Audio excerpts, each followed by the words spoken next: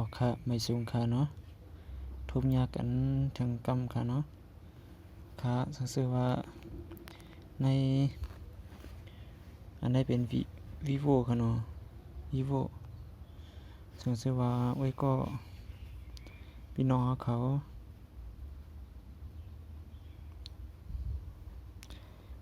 มีปัญหาลอง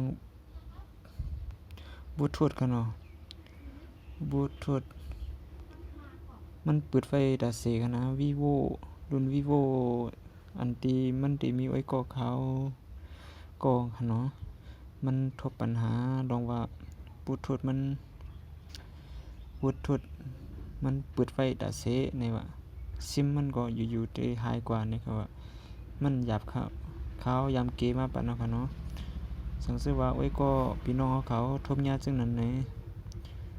ก็หยับค่ะเนาะด้วยวิดีโอขาวในไว้ตอนดาเป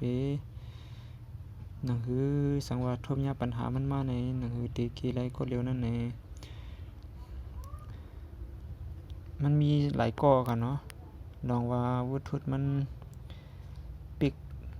บ่ปิกก็มันเปิดขึ้นก็เดี๋ยวมันนี่นั่นเด็กๆนี่ครับเขาก็ได้เกวันกว่าเขาก็เมื่อตั้งเขาก็ย้ำฮู้ก็กำไรเผื่อว่าคักเกกว่าย่อเนี่ยก็มันก็ใจไหลกว่าขึ้นเหมือนเก่านะครับว่ามันเพราะว่าปิกก็มันก็ปิกกว่าซึ่งนั้นขึ้นเอานี่ครับว่าครับในวันมื้อในก้อยกาโทรศัพท์คืนนั้นได้เขาก็ได้เอามาเฮ็ดนี่พี่น้องเขากันเนาะอันที่เขาเอามาเฮ็ดนี่พี่น้องเขาในมันเป็นเที่ยงครึ่งนึงในกันเนาะก้อยกาคืนนั้นได้ซ้ำเปลี่ยนนึงเขากันเนาะก็สังเกตว่าพี่น้องไว้ก็เขาทุบยาปัญหาซึ่งไหนด้วยซ้ำหนังวิดีโอเขาในวัยศิกรรมก็วันตั้งสู้แต่เดเข้ากว่าที่การตั้งค่ามันนั่นเองกำเขาที่เขานี่นะ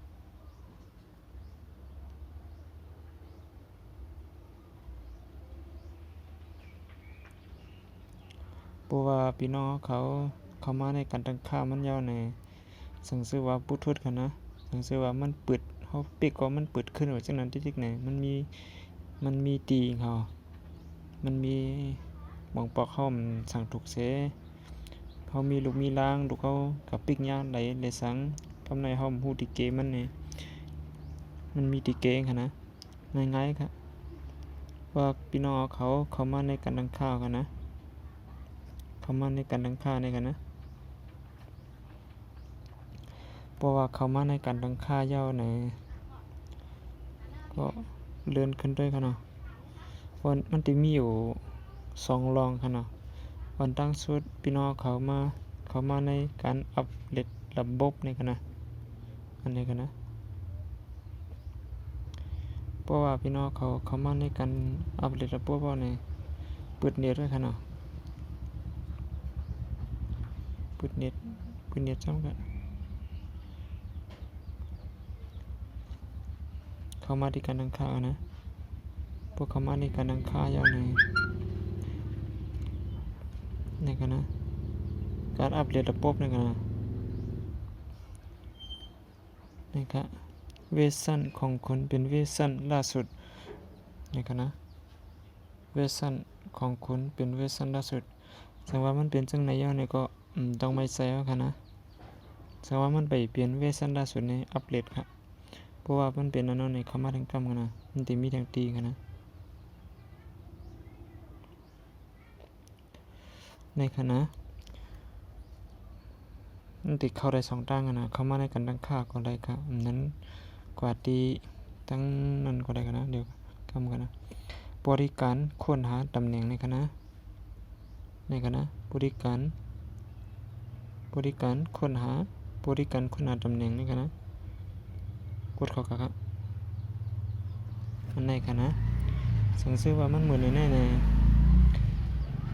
ที่เป็นโทรศัพท์มือถือไว้ก็นั่นขนาดมันเปิดยาซึ่งไหนครับ